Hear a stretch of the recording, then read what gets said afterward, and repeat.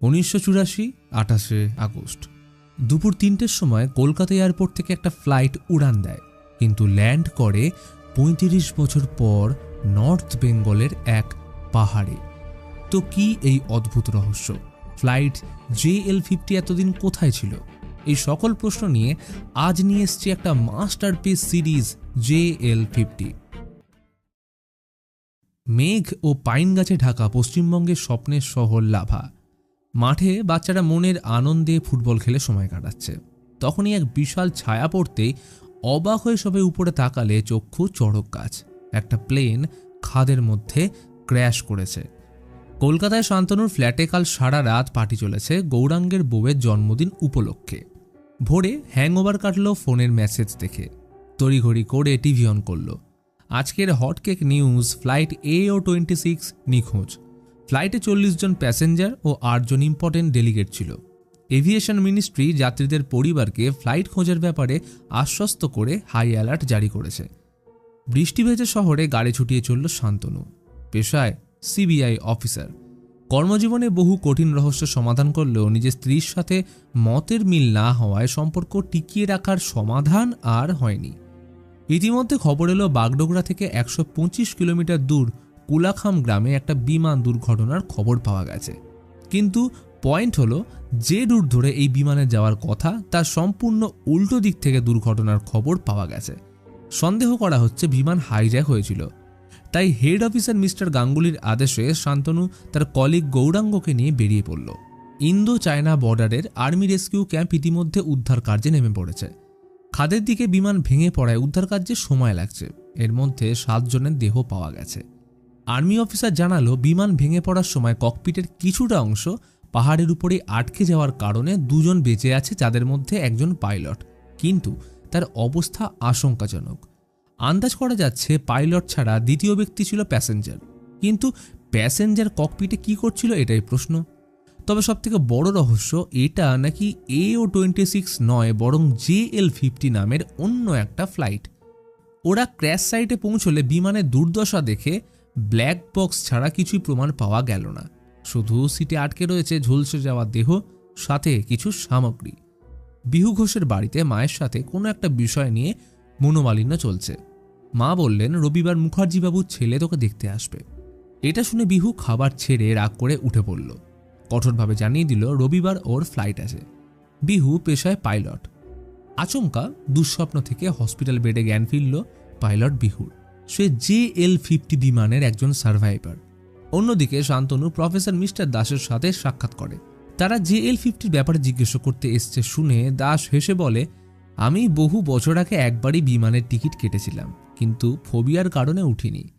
শান্তনু জানায়, যে বিমানটি এই সপ্তাহে পাওয়া গেছে সেটা কলকাতা এয়ারপোর্ট থেকে 35 বছর আগে ছেড়েছিল। তো এখন প্রশ্ন, এই 35 বছর বিমানটা কোথায় ছিল? বিমানের প্যাসেঞ্জার ডেটা থেকে জানা গেছে 35 বছর আগে মিস্টার দাস ওই বিমানের টিকিট কেটে আর ওঠেনি, যার সূত্র ধরেই তার কাছে আসা। শান্তনু জিজ্ঞেস করল, আচ্ছা আপনি বিমানের টিকিট কেন কেটেছিলেন? দাস বলে, স্যার বয়স হয়ে গেছে, 35 বছর আগের ঘটনা বয়সের সাথে ভুলে গেছি, তাই আমি ক্ষমা প্রার্থী, আমি এই বিষয়ে কোনো সাহায্য করতে পারবো না। শান্তনু এখান থেকে সোজা চলে যায় হসপিটালে ওই 2 জন সার্ভাইভারদের খবর নিতে। ওদের মধ্যে যাকে প্যাসেঞ্জার বলে সন্দেহ করা হচ্ছে, শান্তনু তার হাতে ABA নামের একটা ট্যাটু দেখতে পায়। তখনই গৌরাঙ্গ এসে খবর দিল মিসিং ফ্লাইট AO26 এর খোঁজ পাওয়া গেছে। ABA নামের এক আততায়ী গ্রুপ সেটাকে হাইজ্যাক করেছে এবং এর বদলে তাদের লিডার পার্থ মজুমদারের রেহাই দাবি করেছে, যাকে কিছুদিন আগে সুপ্রিম কোর্ট থেকে ফাঁসির সাজা শুনিয়েছে। তখনই শান্তনু গৌরাঙ্গকে সার্ভাইভ করা লোকটার ABA ট্যাটু দেখালে তাজ্জব হয়ে যায়। টিভিতে ততক্ষণে হাইজ্যাকের খবর আগুনের মতো ছড়িয়ে পড়েছে। এই ABA মানে আজাদ বাংলা অ্যাসোসিয়েশন নামক গ্রুপটির লক্ষ্য বাংলাকে ভারত থেকে আলাদা করা। অন্যদিকে দেখা গেল মিস্টার দাস হন্তদন্ত হয়ে বাড়ি এসে ফাইল থেকে কিছু দরকারি কাগজ আগুনে জ্বালিয়ে দেওয়ালে টাঙানো একটা ফটো ফ্রেম ও বাকি কাগজ নিজের কাছে লুকিয়ে রাখল। শান্তনু মাঝের মধ্যেই একা হাতে একটা মাদুলি নিয়ে অনাথ আশ্রমে এসে বসে থাকে।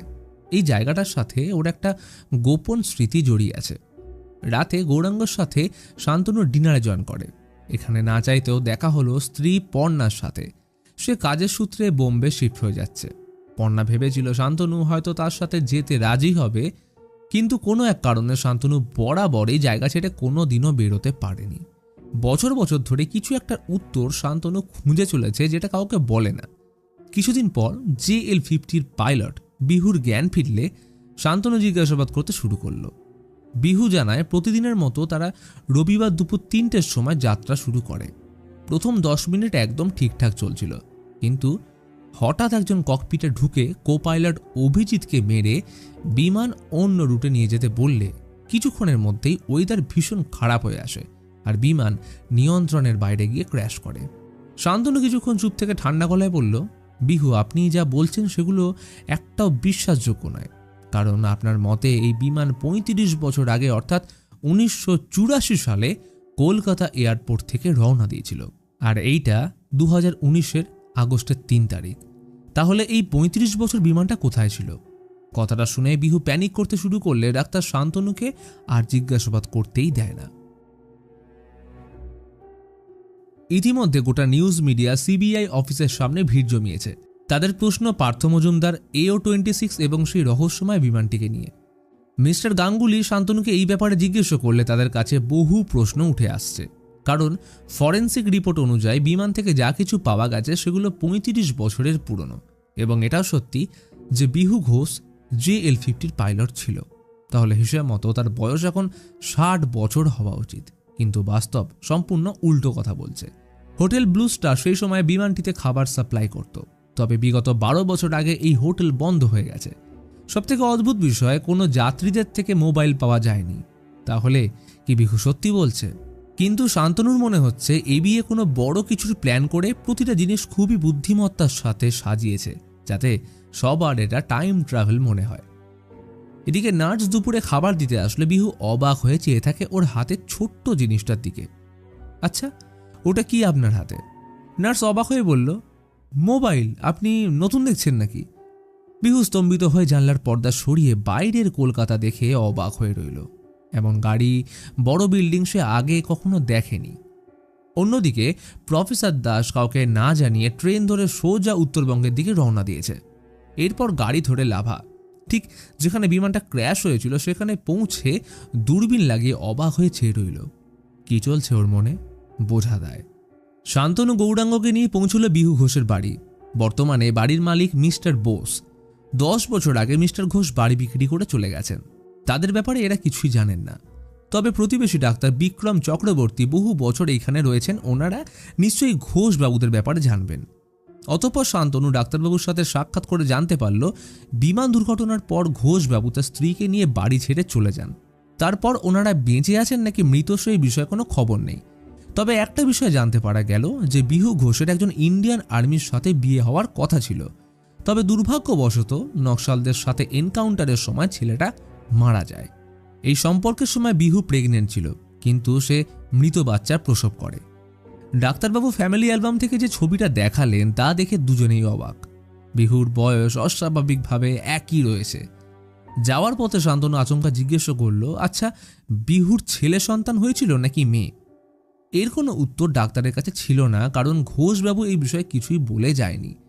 কিন্তু এত প্রমাণ পাওয়ার পরেও কিছুতেই শান্তনুর বিষয়টা হজম হচ্ছিল না। কেননা এমনটাও হতে পারে যে মৃত বাচ্চার ডেলিভারি হয়নি, বরং সম্মান বাঁচাতে মিথ্যে খবর ছড়ানো হয়েছে, কারণ বিহু অবিবাহিত ছিল, আর হয়তো বাচ্চাটা যমজ। এদিকে যে হসপিটালে ওই দুজন সার্ভাইভারদের রাখা হয়েছিল সেখানে মিস্টার দাস শরীর খারাপের মিথ্যে নাটক করে অ্যাডমিট হয়ে যায়। নার্স চলে যাওয়ার পর দাস চুপিসারে 2nd ফ্লোরের এমার্জেন্সি ওয়ার্ডে এসে JL-50 দ্বিতীয় সার্ভাইভারকে খুঁজে পেলে তাকে দেখে অবাক হয়ে যায়। ইতিমধ্যে শান্তনু আর গৌরাঙ্গ JL-50 ব্ল্যাক বক্সের রেকর্ডিং শুনে অবাক, কারণ বিহু যা কিছু বলছে সবটাই সত্যি। তবে যারা হাইজ্যাক করেছে তাদের মধ্যে একজনের নাম চন্দ্র। 1984 সালের 28শে আগস্ট বিকেল 4:30টার সময় JL-50 গতিপথ পরিবর্তন করার পর থেকে ব্ল্যাক বক্সে কোনো রেকর্ডিং নেই। কিন্তু এটা কি করে সম্ভব? এমনকি বর্তমান প্রযুক্তি অনুযায়ী ব্ল্যাক বক্সের ডেটা চেঞ্জ করা যায় না। পুরনো বিমানে ফ্লাইট ডেটা রেকর্ডার সার্কিটের ব্রেকার টানা হলে রেকর্ডার পাওয়ার কাটের জন্য বন্ধ হয়ে যেতে পারে, আর এই ক্ষেত্রে বিমান যেহেতু হাইজ্যাক হয়েছিল তাই সার্কিট ব্রেক হওয়াটাই স্বাভাবিক। তাই অনুমান করা যাচ্ছে চন্দ্র নামের ওই ব্যক্তি হয়তো এখনও বেঁচে আছে। তবে গৌরাঙ্গ প্যাসেঞ্জার রিপোর্ট থেকে ডেটা কালেক্ট করলে দেখে এই নামের কোনো প্যাসেঞ্জার ছিলই না। অতঃপর শান্তনু সেন্ট্রাল জেলে পার্থ মজুমদারের সাথে দেখা করে তাকে JL-50 ব্যাপারে জিজ্ঞেস করতেই অবাক হয়ে যায়। কিন্তু এই বিষয়ে সে মুখ খুলতে না চাইলে পার্থকে মারধর করা হলেও কোনো লাভ হয় না, কারণ এমনিতেই 3 দিনের মধ্যে সরকার ওকে ছাড়তে বাধ্য। অন্যদিকে হসপিটালে দ্বিতীয় সার্ভাইভারের জ্ঞান ফিরলে আনন্দে পাগলামো করতে থাকে। সে একটা কথা বারবার রিপিট করছিল, আমি পেরেছি। ওর মানসিক প্রলাপের জন্য মেডিকেল টিম ওকে 10 দিনের নজরদারির মধ্যে রাখল। এত সমস্যার মাঝে শান্তনুর নিজের মনের মধ্যে অন্য ঝড় চলছে। পর্ণা বোম্বে যাওয়ার আগে শেষ দেখা করতে এসছে শান্তনুর পছন্দের জায়গা, মানে অনাথ আশ্রমে। কি যে চলছে ওর মনে বোঝা মুশকিল। গৌরাঙ্গ পড়েছে আরেক ঝামেলায়। সে বহুবার শান্তনুকে বোঝানোর চেষ্টা করছে 35 জনের যে লিস্ট পাওয়া গেছে তাদের মধ্যে বাচ্চা, বয়স্ক, পুরুষ, মহিলা সবার লিস্টের সাথে হুবহু মিলে যাচ্ছে। এই নিয়ে কথার মাঝে উকিলের ফোন আসলো পর্ণার সাথে ডিভোর্সের ব্যাপারে। তার মিডিল নেম নিয়ে একটু প্রবলেম হচ্ছিল। কথাটা শুনতে শান্তনুর মাথায় বিদ্যুতের মতো একটা বুদ্ধি খেলে যায়। বিমান থেকে যতগুলো জিনিস উদ্ধার করা হয়েছে তাদের মধ্যে একটা রুমালে BC মিত্র লেখা, অর্থাৎ বিশ্বজিৎ চন্দ্র মিত্র। চন্দ্র তার মিডিল নেম। প্যাসেঞ্জার লিস্টে চন্দ্র নামের কেউ না থাকলেও ককপিটে হাইজ্যাকারদের মধ্যে একজনের নাম ছিল চন্দ্র। খোঁজ নিয়ে জানা গেল BC মিত্র কলকাতার ফিজিক্স রিসার্চ সেন্টারে কাজ করত এবং একাধারে সরকার বিরোধী নকশাল আন্দোলনের অ্যাক্টিভ মেম্বার ছিল। শান্তনু তদন্তের সূত্র ধরে পৌঁছে যায় BC মিত্রর বাড়ি, যেখানে বর্তমানে ওনার ছেলে থাকে। শান্তনু নিজের পরিচয় লুকিয়ে বলে সায়েন্স সিটির অ্যাস্ট্রোনমিক্যাল ডিপার্টমেন্টের পরের সপ্তাহে ইন্ডিয়ান সায়েন্স হিস্ট্রির উপর একটা এক্সিবিশন হতে চলেছে, যেখানে প্রফেসর মিত্রর কিছু রিসার্চ পেপারের উপর ডিসকাশন হবে। ওটার জন্যই আপনার কাছে আসা। তো ওনার ছেলে কোনো দ্বিমত না করে বাবার কিছু ফাইলস শান্তনুকে দিয়ে চা আনতে গেলে শান্তনু খেয়াল করে একটা পুরনো ফাইলের মধ্যে প্রজেক্ট A নামের একটা রিসার্চ ফাইল ছিল, যেটায় বেশ কিছু ইকুয়েশন সহ বিমানের ছবি আঁকা। ব্যাপারটা সন্দেহজনক লাগলে শান্তনু ফাইলটা নিয়ে দ্রুত বেরিয়ে যাওয়ার সময় নজর গেল দেওয়ালে টাঙানো BC মিত্রর ফটো ফ্রেমের দিকে। ছবিটা ওনার মিসিং হওয়ার আগের দিন তোলা হয়েছিল, যেটা আর অন্য কেউ নয়, হসপিটালে অ্যাডমিট থাকা দ্বিতীয় সার্ভাইভার, যার বয়স এত বছর পরেও একই রয়ে গেছে। অন্যদিকে হসপিটালে মিত্রকে খাবার দিতে আসলে নার্সের থেকে এসে জানতে পারে বিমান ক্র্যাশে তারা মাত্র 2 জন বেঁচে। এটা জানা মাত্রই সুযোগ পেয়ে মিত্র বিহুর ওয়ার্ডের দিকে গিয়ে তাকে মারতে চেষ্টা করে। তখনই শান্তনু চলে আসলে মিত্র নার্সকে হোস্টেজ বানিয়ে হসপিটাল থেকে পালিয়ে যায়। শান্তনু ওকে বেশ কিছুক্ষণ ধাওয়া করলেও কোনো লাভ হয় না। এদিকে মিস্টার দাস তখন বাড়িতে রান্নায় ব্যস্ত। হঠাৎ কলিং বেল বাজলে দরজা খুলে কাউকে দেখে অবাক হয়ে যায়। গোটা শহরে এখন পুলিশি অ্যালার্ট জারি করা হয়েছে। গাঙ্গুলি শান্তনুকে কলকাতার সায়েন্স রিসার্চ সেন্টারে ডাক্তার মণ্ডলের সাথে দেখা করতে বলল প্রজেক্ট এর ব্যাপারে। ডাক্তার 1 কাপ চায় চুমুক দিয়ে পুরো ব্যাপারটা নিয়ে খোলসা করে বসল। কলিঙ্গ যুদ্ধের ভয়াবহতা দেখে সম্রাট অশোকের মানসিকতা পরিবর্তন হয়। তখন তিনি সায়েন্স, টেকনোলজি এগুলোর যাতে অপব্যবহার না হয় তাই তিনি নবরত্ন গঠন করেন এবং তাদের জ্ঞান 9টা আলাদা গ্রন্থে লিখিত করে সেগুলো গোপনে রেখে যান। এই 9টি গ্রন্থের মধ্যে প্রথমটা ছিল প্রপাগান্ডা এবং সাইকোলজিক্যাল ওয়ারফেয়ারের উপর, যেখানে জনগণের ভাবমূর্তিকে নিজের মতো পরিবর্তন করে তাদের উপরে কিভাবে রাজত্ব করতে হয় সেই বিষয়ে লেখা ছিল, যার উদাহরণ ইতিহাসের পাতায় হিটলার থেকে শুরু করে বর্তমানের নিউজ ও সোশ্যাল মিডিয়া। দ্বিতীয় গ্রন্থে ছিল কিভাবে মানুষকে শুধুমাত্র স্পর্শ করেই মারা যায়। এই গ্রন্থের কিছু অধ্যায় মানুষদের হাতে আসলে সেখান থেকে মার্শাল আর্ট জন্ম নেয়। তৃতীয় গ্রন্থ যে কোনো ধরনের কমিউনিকেশনের উপর ছিল, সেটা পার্থিব হোক বা পৃথিবীর বাইরে। এর মধ্যে একটা গ্রন্থ ছিল টাইম ট্রাভেলের উপর। খনন কার্য চালানোর সময় ব্রিটিশদের হাতে প্রথমেই গ্রন্থ আসে। তারপর থেকে বিভিন্ন বিজ্ঞানীদের গ্রুপ দ্বারা টাইম ট্রাভেলের উপর রিসার্চ করা হয়েছে বা হচ্ছে। সেইটাকেই বলা হয় প্রজেক্ট অশোকা বা প্রজেক্ট A। কিন্তু এটা থেকে কোনো সলিউশন পাওয়া না গেলে কয়েক বছর আগে রিসার্চ বন্ধ করে দেওয়া হয়েছে। আসলে টাইম ট্রাভেল শুধুমাত্র সিনেমাতেই সম্ভব, কারণ টাইম ট্রাভেল করতে হলে লাইটের স্পিড অতিক্রম করতে হবে, যার জন্য দরকার 1 ট্রিলিয়ন ইলেকট্রোওয়াটস এনার্জি, আর এই পরিমাণ এনার্জি পৃথিবীতে নেই। প্রফেসর বিশ্বজিৎ চন্দ্র মিত্র এই প্রজেক্টের সাথে যুক্ত ছিলেন তো বটে, কিন্তু এই ব্যাপারে আরও ডিটেলসে আপনাদের কোয়ান্টাম ফিজিক্সের প্রফেসর সুব্রত দাস বলতে পারবেন, কারণ উনি বিশ্বজিতের অ্যাসিস্ট্যান্ট ছিলেন। শান্তনু আর এক মুহূর্ত দেরি না করে আজ সন্ধ্যায় দাসের সঙ্গে দেখা করে এই বিষয়ে জিজ্ঞেস করলে তার উত্তর ছিল, আমি যদি আগে সত্যিটা বলতাম তাহলে তুমি কি বিশ্বাস করতে? তোমাদের কাছে এই বিষয়গুলোর রূপকথার গল্প বলেই মনে হয়।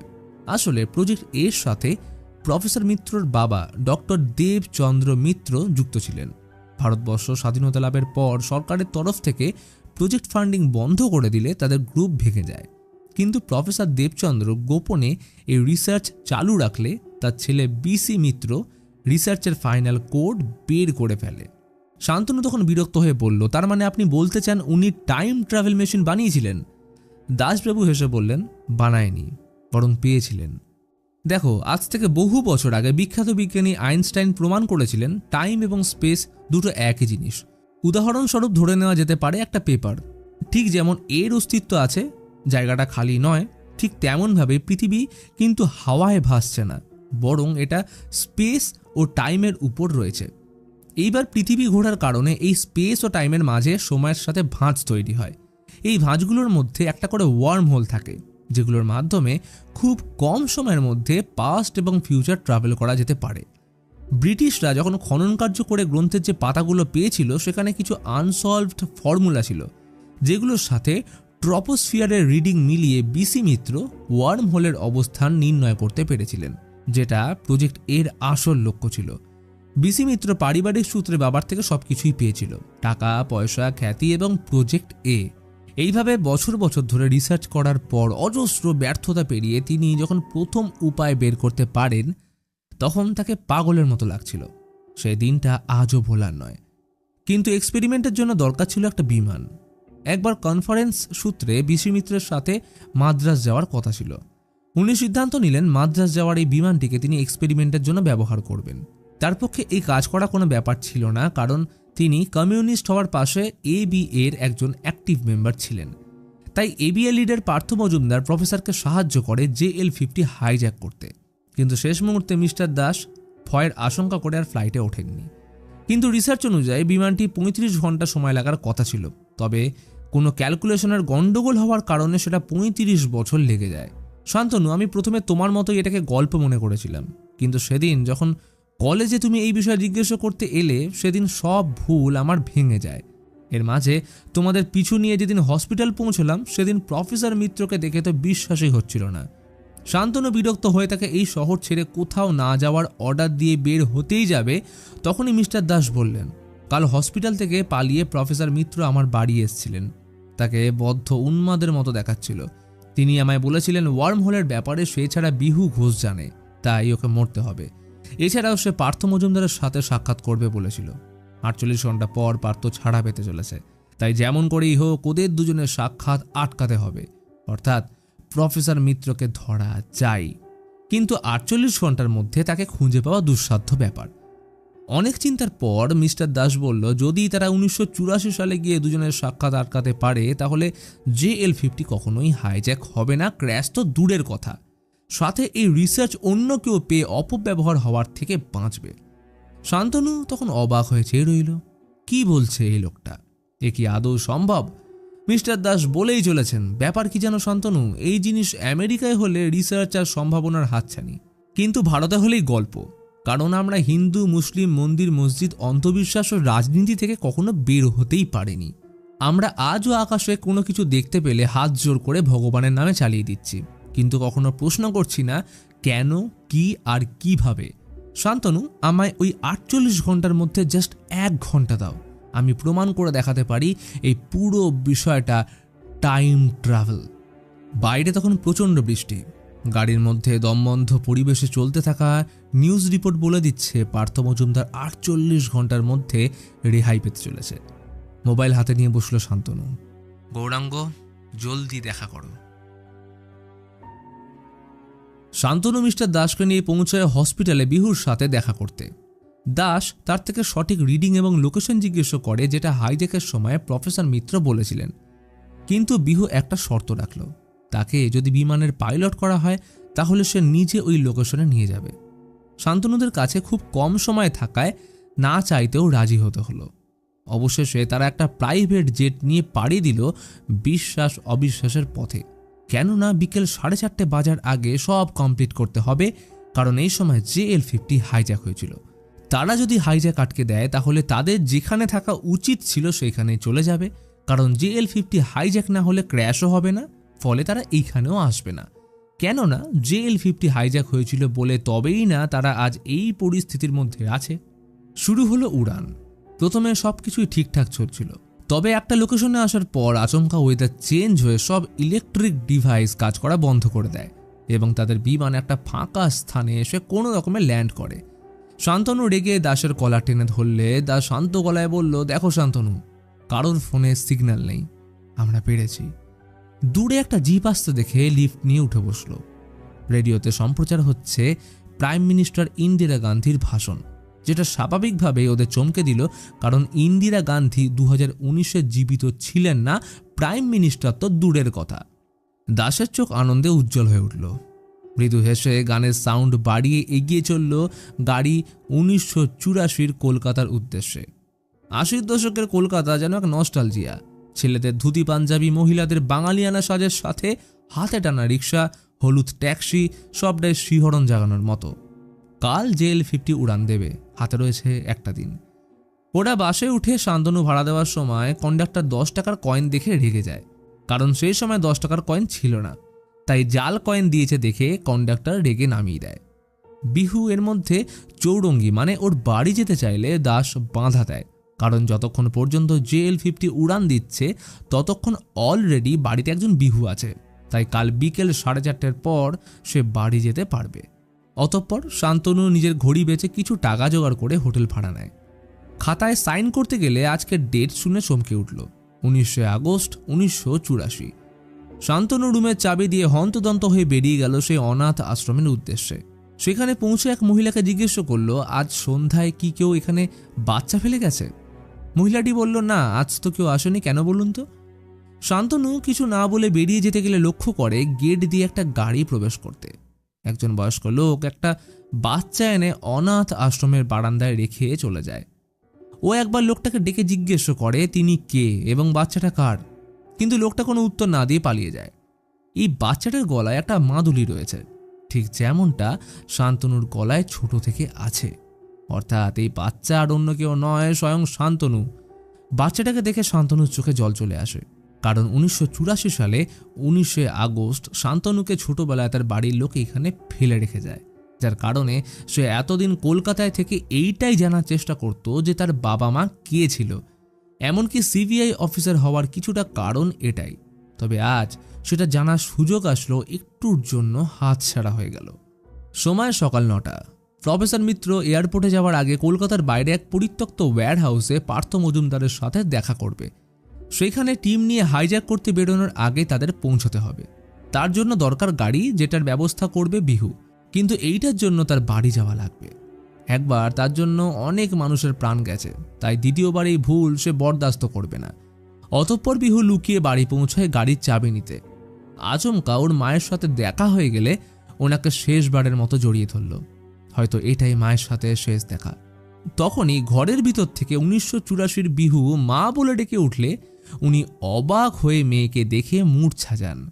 বিহু ছুটে এসে গাড়িতে উঠলে শান্তনু অবাক হয়ে যায়, কারণ কাল রাতে এই গাড়িটা করেই অনাথ আশ্রমে বাচ্চাটা অর্থাৎ শান্তনুকে রাখতে এসেছিল।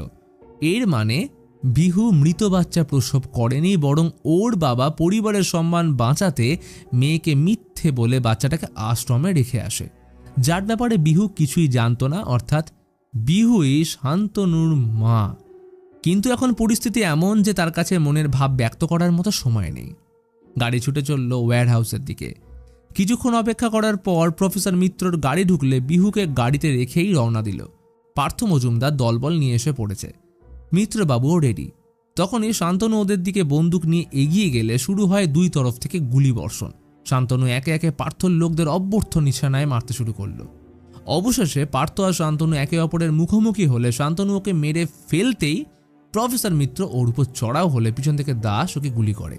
শান্তনু তখন সিক্রেট কোডের পেপারগুলো জ্বালিয়ে দিতে চায়, কারণ এগুলো খারাপ কারোর হাতে পড়লে অনর্থ হয়ে যাবে।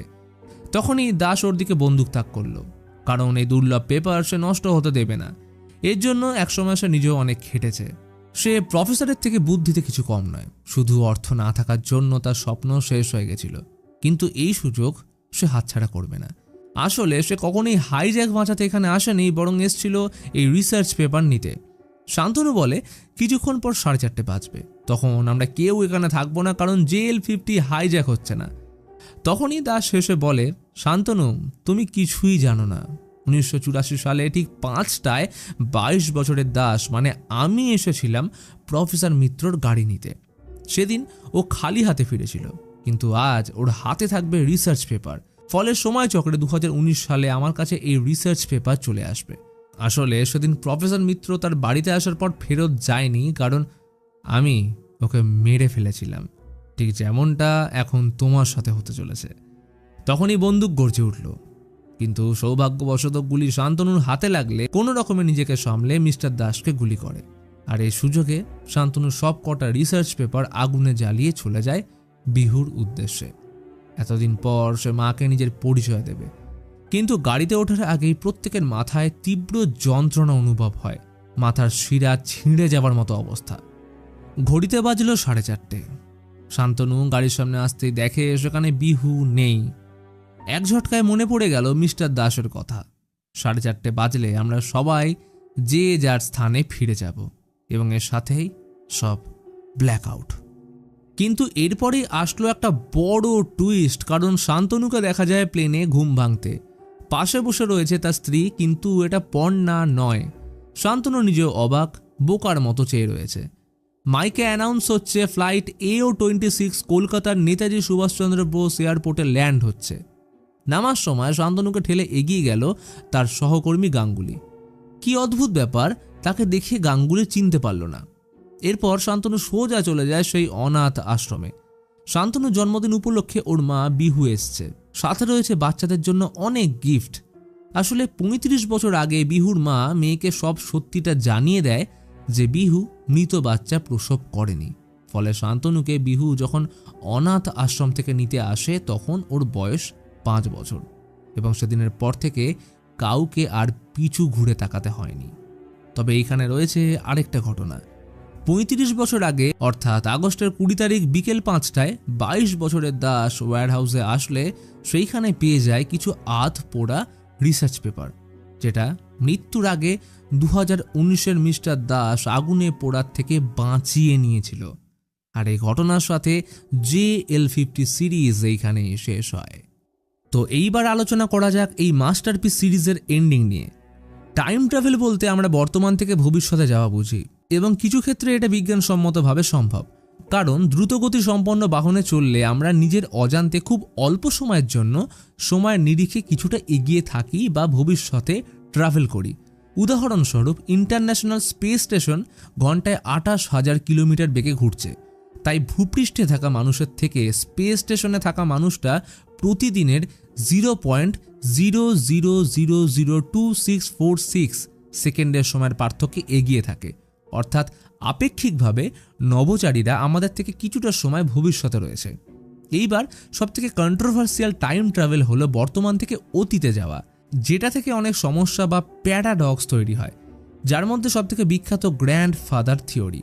গ্র্যান্ডফাদার থিওরি অনুযায়ী তুমি যদি টাইম ট্রাভেল করে অতীতে গিয়ে তোমার বাবার জন্ম নেওয়ার আগেই ঠাকুরদাকে হত্যা করে ফেলো, তাহলে তোমার বাবা জন্ম নেবে না, ফলে তোমারও জন্ম হবে না। এইবার যদি তোমারই জন্ম না হয় তাহলে ঠাকুরদাকে মারলে কি করে? ফলে এটা একটা নেভার এন্ডিং লুপ তৈরি করে। তবে কোয়ান্টাম মেকানিক্যাল রিসার্চ অনুযায়ী গ্র্যান্ডফাদার প্যারাডক্স যদি কোনো ক্রমে তৈরি হয়, তাহলে তুমি যখন অতীতে গিয়ে তোমার ঠাকুরদাকে হত্যা করছো তখনই তোমার ভবিষ্যৎ পাল্টে যাচ্ছে, যার ফলে একটা নতুন টাইমলাইন তৈরি হয়। অর্থাৎ তুমি অতীতে গিয়ে যে পরিবর্তনগুলো করবে সেই অনুযায়ী তোমার বাকি জীবনটা চলবে। তো সেটাই JL-50-তে দেখানো হয়েছে।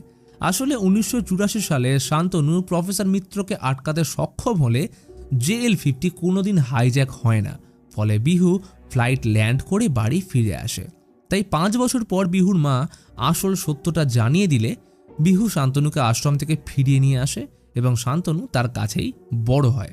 অর্থাৎ বিহুর মায়ের সত্যি বলে দেওয়াটাই ছিল শান্তনুর জীবনের সবথেকে বড় ট্রিগার পয়েন্ট, কারণ 2019-এর টাইমলাইন অনুযায়ী JL-50 হাইজ্যাক হওয়ায় বিহু কোনোদিন ফিরতেই পারেনি, তাই বাচ্চার ব্যাপারে জানা সম্ভব ছিল না। ফলে শান্তনুর মনে ছোট থেকেই নিজের আসল বাবা মায়ের পরিচয় জানার এক বড় প্রশ্ন লুকিয়েছিল, যার কারণেই ও সিবিআই জয়েন করে এবং সেখান থেকে তার কলিগ গাঙ্গুলির সাথে পরিচয় হয়। কিন্তু ওরা টাইম ট্রাভেল করে 1984-তে আসার পর সব চেঞ্জ করে দিলে শান্তনু স্বাভাবিকভাবে বিহুর কাছে মানুষ হয়। ফলে ওর মনে বাবা মায়ের পরিচয় জানার কোনো প্রশ্নও তৈরি হয় না এবং এর সাথে সিবিআই জয়েন করা হয়েও ওঠে না। এই কারণে শান্তনুকে প্লেনে তার কলিগ মিস্টার গাঙ্গুলি চিনতেই পারে না।